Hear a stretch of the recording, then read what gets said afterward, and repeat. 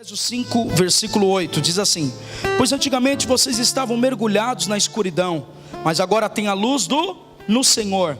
Vivam, portanto, como filhos da luz. 9, pois o fruto da luz produz apenas o que é bom, justo e verdadeiro. Versículo 10, procurem descobrir o que agrada ao Senhor. 11, não participam dos feitos inúteis do mal e da escuridão, antes mostrem a sua reprovação, expondo-lhe a luz. 12, é vergonhoso até mesmo falar daquilo que os maus fazem em secreto. Suas más intenções, porém, ficaram evidentes quanto a luz brilhar sobre elas, pois a luz torna visíveis todas as coisas. Por isso diz: desperta você que dorme, levante-se dentre os mortos e Cristo o iluminará. Queridos, eu me lembro quando eu tinha 14 anos de idade, que eu ia para certos lugares que não permitia aquele que era menor de idade entrar, então eu precisava de alguém responsável, mais velho do que eu, para poder então tentar furar esse bloqueio. Eu não nasci na igreja nem no berço evangélico, mas eu me lembro que o meu desejo era sempre ter maioridade para poder dirigir, maioridade para tirar a carta, maioridade para acreditar independência da casa da minha mãe, maioridade para poder entrar em lugares que ainda a minha idade não permitia. Quem está comigo, diga amém. Por quê? Porque fala de uma autorresponsabilidade. Por exemplo, o texto que lemos, não culturalmente, mas eu quero entrar aqui no beabá mesmo. A palavra diz que antigamente as pessoas que se converteram a Jesus de Éfeso andavam no estilo de vida. Eu, por exemplo, era um traficante, alguém que usava de um benefício, de algo que era comum, é comum olharmos hoje, e através disso lucrava ilicitamente, vendo destruir famílias. Então cada um de nós, talvez andávamos em vidas, e hoje nos convertemos a Cristo, passamos a viver uma nova vida, uma nova cultura, uma nova linguagem, um novo vestimenta.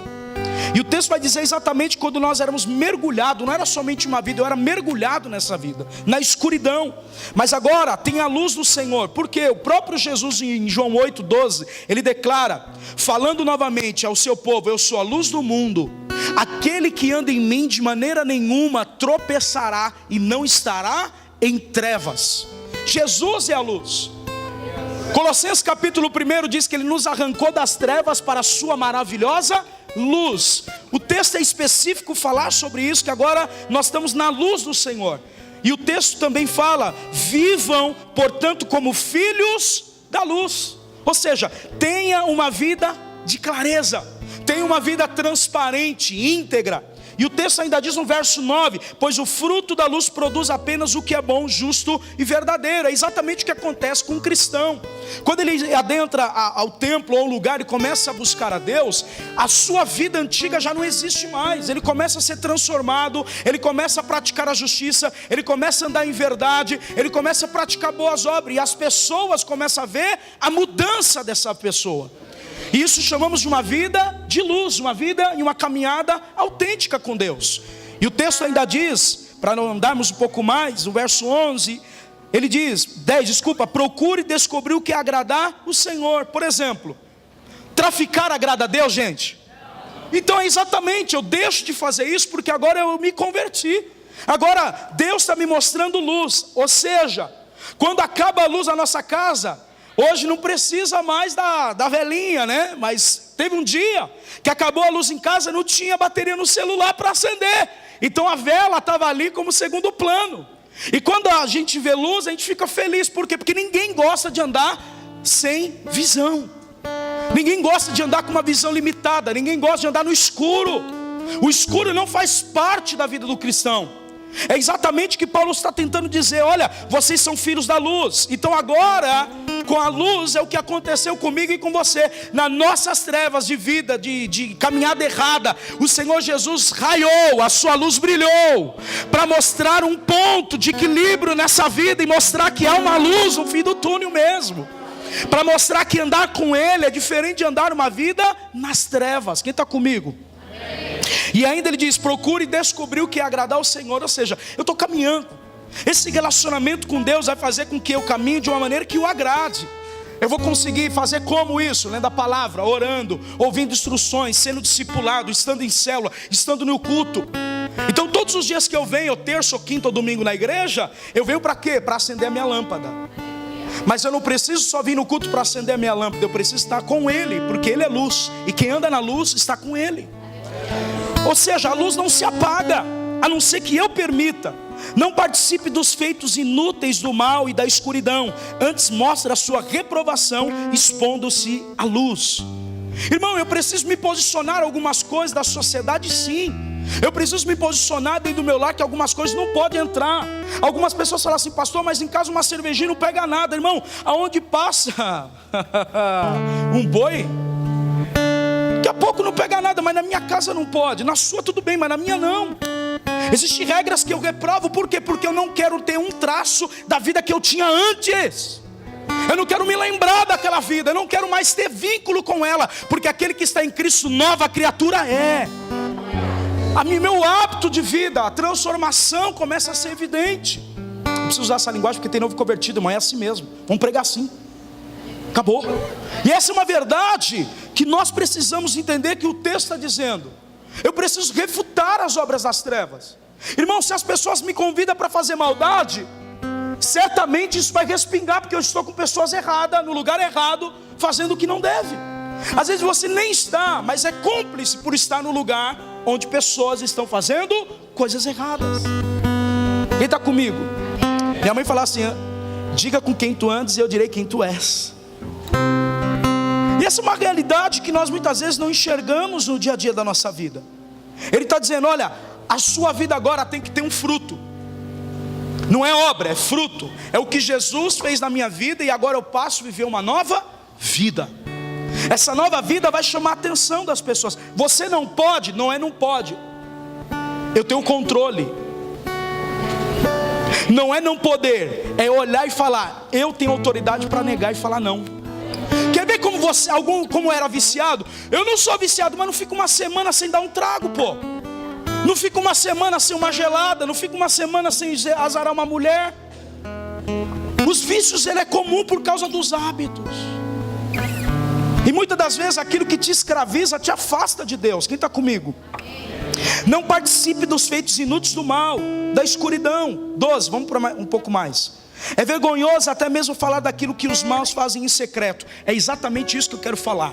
Irmão, essa vida que transparece a nós, vimos a igreja bem arrumado, bem vestido, não é essa vida que muitas vezes nós vivemos em nossa casa. Não é a vida que nós vivemos no nosso trabalho muitas vezes. Poderia, mas nem sempre é assim. Nós muitas vezes nos camuflamos. Nós muitas vezes colocamos uma máscara para que achamos e mostrar para as pessoas que estamos bem, mas não estamos na verdade. A vida do secreto é a vida que Deus quer transformar.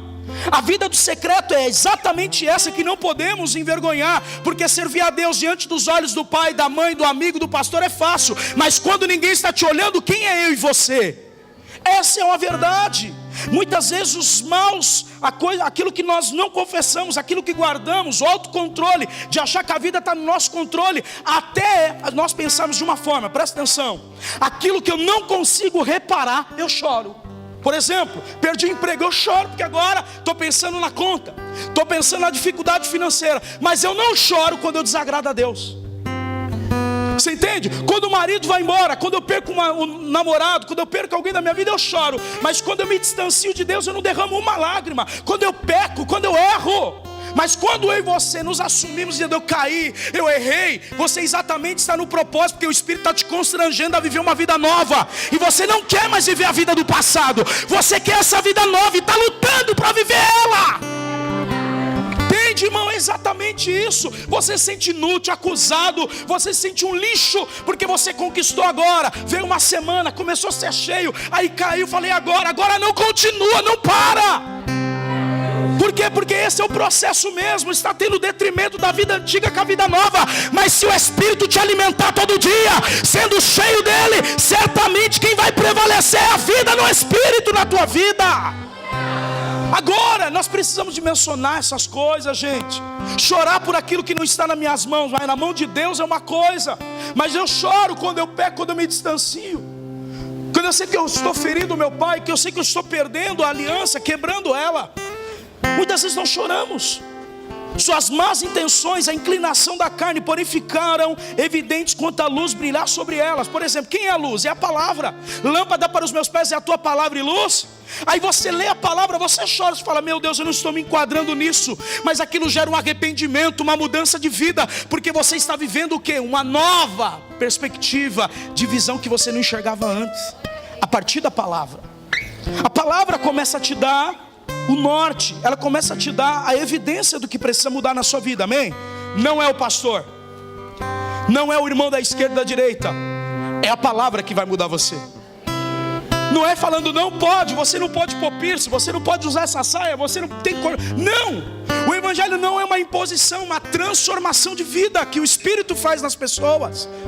Então não se sinta mal quando você estiver indo para a palavra e não se enquadrar. Ainda dá tempo, Jesus não veio, mas Ele está vindo. 14. Pois a luz nos torna visíveis de todas as coisas. Por isso, diga para o seu irmão: desperta tu que dormes, e Cristo te esclarecerá. Paulo traz uma expressão do contraste do nosso passado com o presente do agora. Ele traz: olha, antes vocês eram assim, agora não são mais. Ande como filhos da luz. Coloque o fato da posição diante de nós como base, como procedemos agora a partir de hoje. Irmão, coisas precisam mudar na sua vida, porque eu falo que é semeadura. Eu olho muitas vezes alguns hábitos: pastor, eu estou arrasado, aconteceu tal coisa, e Deus fala comigo: é semeadura, não tem como mudar, Ele semeou isso. O que eu oro é para Deus fortalecer ele nessa semeadura, para que ele aprenda a plantar diferente agora. Mas tem casos que é Deus nos colocando pessoas para chorar junto, para interceder por ela. Alguém está me ouvindo? Para mostrar para ela que a mesma luz que eu alcancei, não é difícil de ela alcançar também. Porque, irmão, se eu e você se sentir super-homens espirituais demais, vai chegar um dia que você vai cair, não vai conseguir se levantar, porque só estamos de pé pela fé e pela graça de Deus. Nós não estamos de pé pelo mérito próprio. Eu quero acabar com esse evangelho mentiroso que te plantaram, de achar que você vai ser perfeito em tudo. Mas a Bíblia é o parâmetro, como eu devo me proceder a partir de agora, como filhos da luz. Tessalonicenses capítulo 5:5 diz: vocês todos são filhos da luz, filhos do dia, não somos da noite e nem das trevas. Filhos da luz, filhos de agora que tem um bom procedimento, filhos que agora têm uma mentalidade diferente de antes. A inclinação da carne está sendo vencida pela inclinação do Espírito, da oração, do jejum, da comunhão com os irmãos. Quem está me ouvindo? Como eu estava dizendo, se eu procedo de uma forma ruim, se a minha inclinação da carne, olha que Gálatas 6:8 diz: quem semeia para a sua carne, da carne colherá destruição, mas quem semeia para o Espírito, do Espírito colherá vida eterna. Irmão, quando essa lâmpada aqui apagar e nós saímos do templo, a pessoa mais interessada de ver a continuidade desse evangelho é Deus na sua vida. Porque eu não consigo acompanhar você no chuveiro, eu não consigo acompanhar você dentro dos relacionamentos que agora você está sendo moldado. Mas o Espírito de Deus habita em você e Ele vai em todos os lugares com você. É Ele quem te analisa, é Ele quem sabe como você está pensando ao sair do culto. Paulo está tentando dizer: provando sempre o que é agradável a Deus. Isto é, fazendo um teste, um critério daquilo que agrada a Deus. Ou seja, irmão, certos lugares te comprometem ainda, então não proceda mais indo até aquele lugar. Se você não tem força de vencer aquilo, se auto-reconheça que ainda você está limitado. Mas no tempo devido, o Espírito vai te dar graça para você entrar em muitos lugares. Por quê? Porque você pode ser convidado para uma festa de empresa, querido, sendo quem você é agora. Não dá um gole na cerveja e dar risada com todo mundo. Não precisa cheirar uma cocaína para se sentir feliz. Não precisa fumar um baseado para ser feliz. A alegria do Senhor te preenche, cara. Nós precisamos ter essa dimensão que Deus está gerando frutos nessa árvore agora. Deus quer gerar frutos em você. Não é uma lavagem cerebral, é uma vida constante com Deus. Quem está comigo, diga amém. A expressão que Paulo usa sobre agradar a Deus, ele fala em 2 Coríntios 5:9 também. Então sejais cúmplices, e muitas das vezes nós somos cúmplices. Jesus era amigo de pecadores, mas ele não era cúmplice com o pecado dos pecadores. Por exemplo, João 8, uma mulher é pega em adultério e os mestres levam até Jesus, que está na praia, ensinando os discípulos, falam: olha, mestre, a lei diz que se pegamos essa mulher em adultério, e a lei diz que aquele que é pego em adultério tem que ser apedrejado. Ok, Jesus analisa e a Bíblia diz que ele escreve na areia. Escrevendo na areia, ele diz uma palavra: atira a primeira pedra aquele que não tem. Todos nós temos pecados. Aí ele diz assim, a Bíblia diz: do maior ao menor vai embora. Quando ele olha para a mulher, ele diz: olha, filha, cadê os seus acusadores? Então Jesus não acusa ninguém, pega aí. Jesus não acusa ninguém, mas ele mostra onde está errado. Ele não é cúmplice com o adultério dela, mas ele mostra a saída que o pecado, a vida inteira escravizou aquela mulher. Ele é a saída. Ele diz: eu também não te acuso, vai e não peques mais. Agora eu pergunto para vocês: o pecado dela foi exposto ou não foi? Irmão, o adultério dela um dia foi exposto. O nosso pecado secreto sem confessar vai chegar um dia que vai ser exposto. Escute bem, eu comecei falando quando eu tinha 18 anos. Por exemplo, quando eu fiz 18 anos, é aquela ideia de liberdade. Nós saímos dizendo: agora sou responsável pelos meus atos, e seus pais sabem disso. Daqui para frente, queridão, você assume a bronca. Porém, quando nós fazemos as besteiras da vida, nós não assumimos como nós assumimos a nossa idade de 18 anos. Quando nós cometemos besteira, quando pegamos aquilo que não é para pegar, ferimos as pessoas, por que nós não assumimos a mesma responsabilidade para reconhecer os erros também? Nós muitas vezes nos camuflamos, muitas vezes nos escondemos, sim ou não? A mesma responsabilidade que eu tive de viver 18 anos independente, tendo responsabilidade, é a mesma que Deus quer restaurar na minha vida quando eu pecar, dizendo: Deus, eu pequei, mas eu quero voltar. Eu pequei, mas eu quero tua graça. Eu pequei, mas a tua misericórdia me assiste e me acompanha. Quem está me ouvindo, a graça dele te acompanha. Ele tem perdão, ele tem restauração para você. Só que ele está dizendo: vai e não peques mais. Por quê? Porque ninguém quer ser envergonhado pelos outros toda hora. Nós nos escondemos, colocamos coisas debaixo do tapete para que ninguém veja. Escute, olha o que a Bíblia diz, irmão. Diga para o seu irmão: não tem como esconder de Deus. Lucas 12:2 diz: virá o dia que tudo que está encoberto será revelado, e tudo que está em secreto será divulgado. 3, o que vocês disseram no escuro será ouvido às claras, o que conversaram às portas fechadas serão proclamados aos telhados. Nós queremos andar com Deus, mas do nosso jeito. Nós queremos andar com Deus, mas não queremos renunciar à carne. Diga para o seu irmão: não seja cúmplice às obras más. Sabe o que ele está dizendo? Novamente, pare de ser companheiro de pessoas que fazem obras malignas. Se você andar com um traficante, a polícia não vai falar que você não é. Sua companhia. Você começa a se desgastar pelo lado de dentro. Você começa a perder a chama do amor de Deus pela palavra. Você vai se esfriando. Crentes que vai se afastando de Deus, exatamente, coloca sempre uma desculpa: ó, não estou indo para o culto e para a igreja por causa disso. Sempre tem uma causa maior para falar: olha, eu estou mal. Porque se eu pergunto se você está bem, você não precisa de ajuda, você está bem. Então essa é uma verdade, irmão. Diga para ele, para a pessoa que está do seu lado: quem você está andando? Quem é as suas amizades? Se um cristão está em comunhão com seu Senhor, sua própria vida será uma censura para o mundo. A vida que você está vivendo agora, as pessoas falam: cara, esse cara mudou. Meu, essa pessoa mudou. Irmão, celebre os pequenos feitos que Deus já fez no seu culto, na sua vida hoje.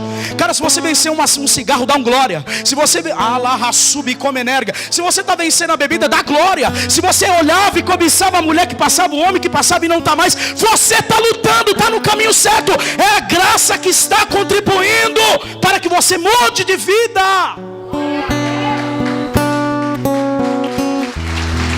Mas não se anule, não se acostume, dizendo que não consegue. Tiago diz: adúlteros. Esse adúltero não é questão de homem e mulher, ele está dizendo de aliança.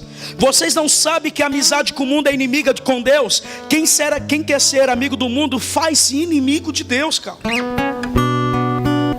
Tem coisas que o mundo faz, irmão, que o cristão não pode fazer. Mas por que ele não pode? Porque ele foi transformado. Não é o fruto dele, a natureza dele foi transformada. receber na natureza do Espírito agora.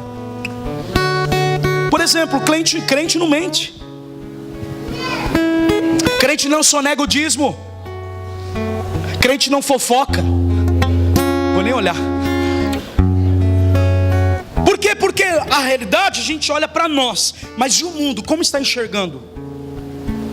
As pessoas falam, você é crente, mas essa postura não é de alguém que serve a Cristo. Cristo não brigava, Cristo apaziguava a briga dos discípulos. Então a nossa conduta tem que mostrar esses frutos. Filipenses 2,15, estou indo para o final. Para que venham tornar-se puros, irrepreensíveis, filhos de Deus inculpáveis, no meio de uma geração corrompida, depravada, no qual brilha como estrela no universo. Você tem uma luz e isso incomoda, cara. A sua luz, eu profetizo, levanta a tua mão, a tua luz vai voltar a brilhar muito mais forte do que as trevas e o pecado que tenta te assombrar. Eu profetizo, esse homem, essa mulher está sendo mortificada para um novo homem, uma nova mulher surgir dentro de você. Pode aplaudir, glorificá-lo. Deus está fazendo um novo homem, uma nova mulher em você.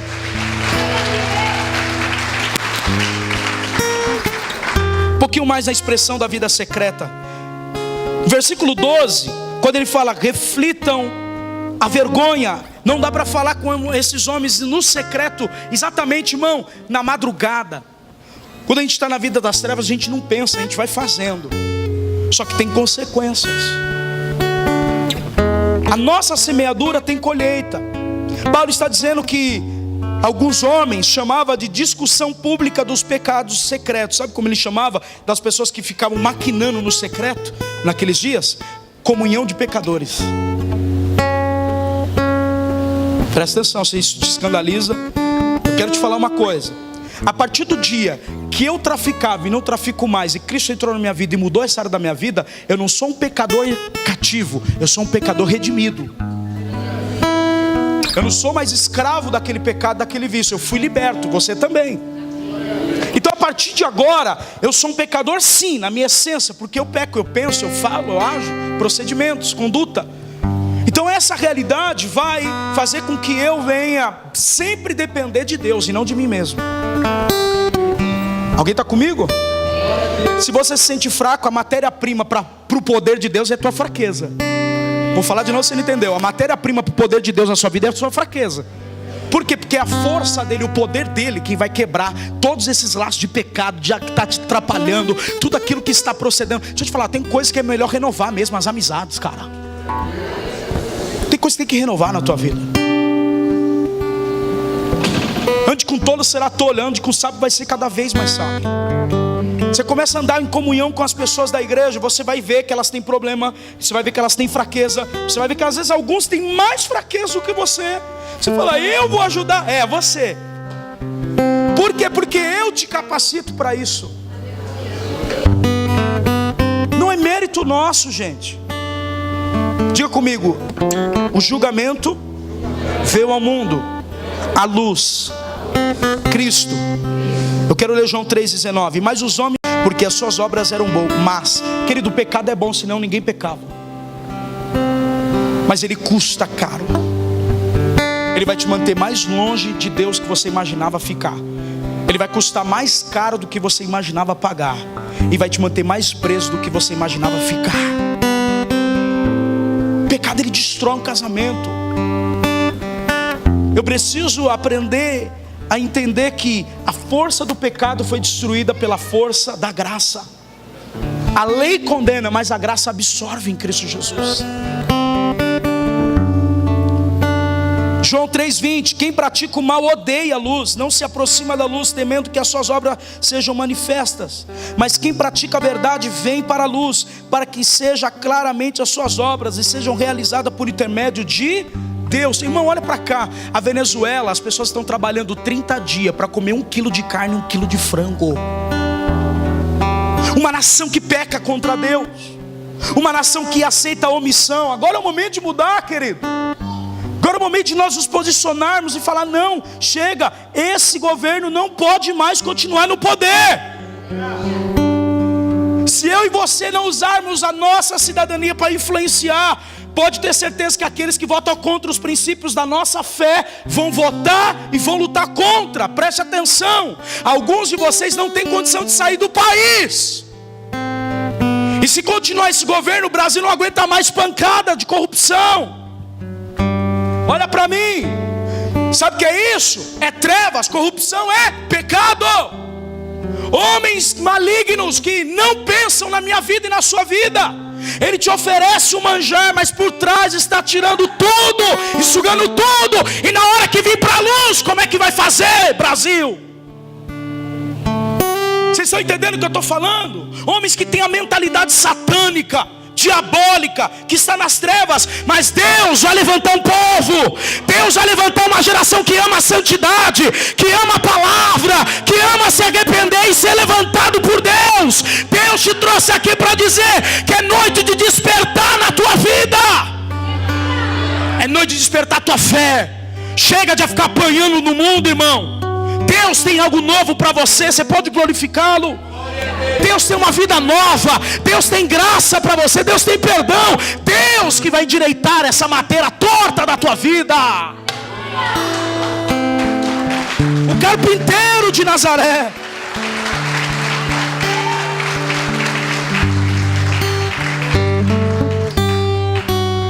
Eu amo falar desse gênio, Albert Einstein. Olha o que ele diz, uma frase: o mundo é um lugar perigoso de se viver, não por causa daqueles que fazem o mal, mas sim por causa daqueles que observam e deixam o mal acontecer. Quem está fazendo mais mal? O crente. O crente tem paz, o crente tem amor, o crente é cheio do Espírito e não reproduz isso em fruto. Quer ver? Pastor, oi, diga, estou passando uma prova. Que prova, irmã? Lá no meu trabalho estão cobiçando o meu salário. Tem olho gordo. Irmão, se um olho gordo tem poder de...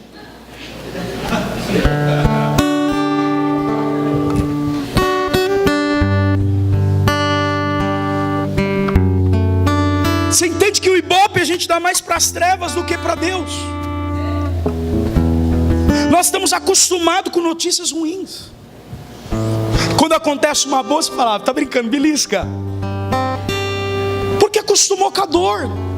Igual paralítico, 38 anos. Querem ser curado? Não tem ninguém que me lança no tanque. Oh meu Deus, Jesus falando pro cara.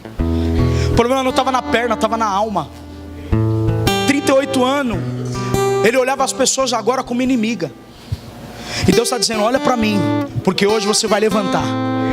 Você vai pegar esse leito, essa dificuldade, essa dor, vai levantar. Deus tem alegria, Deus tem graça, Deus tem paz e tem renovo para você. Uma nova vida te aguarda hoje. Eu profetizo aí na sua vida. Irmão, se olhar a maldade e não fazer nada, ficar olhando, é assim mesmo, né? Que cristão que eu sou, cara. Só existe o mal pela ausência do bem. Noé, tu és um homem justo. Em toda geração Deus vai levantar o justo. Abraão, se tiver 50 justos, eu não trago juízo para a cidade. Então a ausência de justiça traz juízo. A desigualdade. Quando uma geração não busca o que Deus quer. Eu quero terminar nesse texto. Terça eu terminei 10 horas, eu quero cumprir hoje também. Abra aqui comigo, varão, Êxodo 2:11. Diga para o seu irmão, a vida secreta é o que ela vai transformar hoje. Diga comigo, a vida secreta é a que Deus vai transformar hoje. Aleluia. Chora por essa vida, cara. Eu tive noites escuras que eu olhava para o meu esposo e falava, me ajuda. Chorava para ela. Isso foi me curando. Eu preciso da sua ajuda. Se você não me ajudar, eu não vou conseguir. Sabe de uma coisa, querido? Deus não vai condenar uma geração por pecados confessos, são por pecados não confessados. Por isso o 30 semana vem para você se abrir, para você ser você, porque você não é o seu pecado, você é filha de Deus e filho de Deus amado. Você pode pecar por ter medo do cigarro, por ter medo da bebida, por ter medo de uma mentira, mas não é isso. Você tem uma genética divina em você. E Deus vai transformar você na criatura que você sempre foi diante dele. Deus vai restaurar o teu valor. Pega aí, eu estou liberando uma palavra para alguém aqui. Deus vai restaurar o seu valor que ninguém enxerga. pode tentar jogar pedra no seu pecado, mas Deus vai te absorver. Receba! Eu profetizo na tua vida que por mais que você está sendo humilhado, envergonhado, desonrado, eu profetizo que onde houve vergonha haverá dupla honra na sua casa, haverá dupla honra na tua história. Tudo isso está sendo contribuído para que você cresça. Todas as coisas se cooperam para o seu bem. Êxodo 12, 11, vamos ler junto aqui, gente, presta atenção. E aconteceu naqueles dias que, sendo Moisés já homem, em outras traduções, adulto, diga assim, responsável. É exatamente assim. O que passa dali em diante na minha responsabilidade, por exemplo, se você está num vagão de trem hoje e alguém é assassinado, você tem que ser entrevistado. Enquanto você não provar sua inocência dentro do vagão, você é um suspeito. Diga para o seu irmão, aqui dentro um se importa com o outro. Todos são responsáveis uns pelos outros. Quando você entra e não cumprimenta ninguém, você está dizendo, não sou responsável com o corpo de Jesus. Leve essa para o seu quarto de oração, para você melhorar. Quando você entra aqui e não cumprimenta ninguém, sai e ninguém te vê, você não tem compromisso. Você é uma frequentadora de igreja. Você é um frequentador de igreja. Mas quando você cumprimenta as pessoas, você está dizendo, esse corpo faz parte de mim. Nós somos uma família. Não estou falando para o seu bem. Nós estamos falando aqui algo do Espírito para você. Olha que Moisés, rebate esse texto aqui, ó. Sendo Moisés já adulto, homem, saiu e seus irmãos atentou para as suas cargas e viu que o egípcio feria um hebreu, homem de seus irmãos. Irmão, ele viu alguém oprimindo outra pessoa injustamente. Primeiro, o hebreu era escravo. Irmão, o cara já comia mal, o cara já estava cativo. E quando Moisés viu o egípcio bater, aquilo falou mais alto no coração dele, a responsabilidade de ver um crime, de ver a desigualdade. Quem está me ouvindo? De ver a desigualdade, de ver aquilo que é ruim. Aí entra o quê? A natureza nossa. Olha o que o texto diz. Aconteceu naqueles dias que, sendo Moisés já homem, saiu, seus irmãos atentou para as suas cargas e viu que o egípcio feria um hebreu, homem de seus irmãos. Pula. E olhou um ao outro lado, vendo que não havia nem... Geralmente quando a gente vai aprontar, é assim. Será que alguém está vendo? Será que ninguém vai saber? É exatamente isso. Mostra a nossa natureza agora. Vem para fora o nosso velho homem, a nossa velha mulher. E vendo que não havia ninguém ali, matou o egípcio e escondeu na areia. Irmão, é exatamente quem somos nós quando o culto acaba. Quando ninguém está nos vendo, quando as pessoas, muitas vezes, pecados que estamos fazendo escondido. Olha que o texto diz 13, presta atenção aqui, ó. E tornou a sair no dia seguinte. Aí acontece uma outra coisa. Eis que dois irmãos, agora homens hebreus, contendiam e disse ao injusto: por que feres o teu próximo? Moisés se intromete de novo. Só que o pecado dele está escondido, aparentemente. Olha o que a Bíblia diz. O qual disse: quem tem posto a ti por maioral juiz sobre nós? Pensas matar-me como mataste o egípcio? Sempre alguém vai ver. Se você não quer viver uma vida cristã autêntica, se prepare para viver uma vida de desgraça, de derrota e de maldade. Mas se você quer viver uma vida cristã, confessa, deixa seu pecado, porque Deus tem misericórdia para te dar. Eu profetizo que se você deixar seu pecado, você vai alcançar a misericórdia e a graça de Deus, cara. Por quê? Porque tudo que eu faço está aqui no texto. Sabe uma coisa? Presta atenção. Olha a consciência de Moisés. Ele mata o egípcio e deixa a vida me levar. Vida. Exatamente. A gente vai deixando o quê? Debaixo do tapete. Nós vamos, deixa depois eu arrumo. Ninguém está vendo. Nós vamos fazendo isso com a vida, cara. Só que a Bíblia já dizia que isso não dá para viver. A vida que Deus vai afetar é a vida do secreto, para mostrar que Ele é Deus na sua vida. Você vai ser uma pessoa na tua casa, no trabalho, na igreja, em todos os lugares você vai ser uma pessoa só. Chega de máscara na tua vida. Ele andou dizendo: olha, ninguém viu, nada vai acontecer, até acontecer algum episódio parecido com o outro. Só que agora é dois irmãos. Diga comigo, dois irmãos. É normal dois irmãos discutirem. É normal uma família discutir, porque é uma Família. Amigos desvencilham, mas família não dá. Porque sempre vai ter festas comemorativas que vai unir vocês. Deus está unindo famílias aqui hoje. Olha o que o texto diz, escutem. Então temeu Moisés e disse: certamente este negócio foi descoberto. Irmão, paga o que você fez. Nem tudo se resolve com o tempo. Tem coisas que você tem que parar e arrumar, senão vai ser mostrado para todo mundo. Moisés, pegou e fugiu. E não só isso, diga comigo, primeiro é um. Diga comigo, quando um descobre, glória a Deus.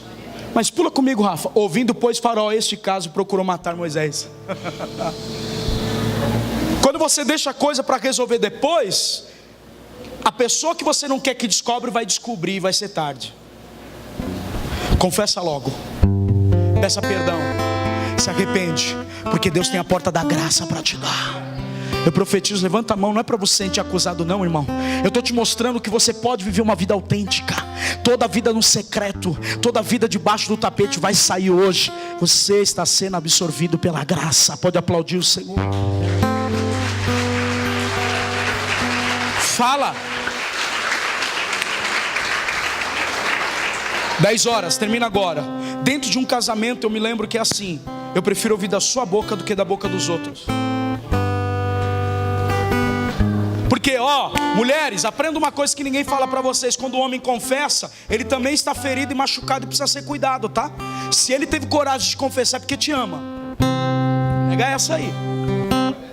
É melhor você ouvir da boca do teu marido, do teu namorado, do teu noivo, do que ouvir da boca dos outros e se sentir traída. Porque eu fui o último. Por que eu fui a última? Então se autoavalia como é que está o seu relacionamento.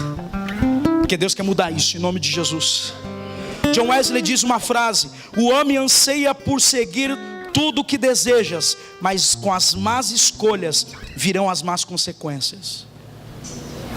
Se eu escolher errado, eu vou sofrer consequências. Diga comigo, pecado não é vitamina para um cristão. Ele é destrutível. O salário do pecado é a morte, mas o dom gratuito de Deus é vida eterna. Deus tem vida eterna. Então o que eu aprendo, pastor? Deus não condena ninguém. É o homem que não quer ir para o céu. Se a graça veio te apresentar hoje, o que você pode fazer? Corra para cima de Deus, cara. Confessa, rasga, põe para fora, fala: Senhor, eu não aguento mais viver debaixo desse jugo. Porque a sua vida secreta vai ser descoberta. E antes que seja, Números 32, 23. Porém, se vocês não cumprirem o que estão prometendo, estarão pecando contra o Senhor. E fique sabendo que vocês serão castigados por causa dos seus próprios pecados. Olha para cá, você acha que os magistrados levou aquela mulher amando ela, abraçando ela? Foi arrastando ela, irmão. O pecado dela foi achado. Por mais que a tentativa era de pegar a doutrina de Jesus sobre amor e lei, graça, a ideia ali é a gente olhar, aquela mulher foi exposta pelo pecado de verdade. Diga para o seu irmão: Deus permite tempo para você se arrepender. Presta atenção aqui, eu quero terminar um sofisma que tem na tua mente quando você se sente acusado. Por que você está vivo? Se você peca todo dia, por que você está vivo? Porque Deus tem a porta da graça para te dar.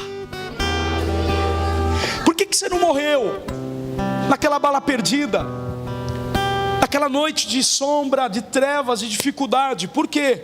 Porque Deus tem o interesse de restaurar a sua vida.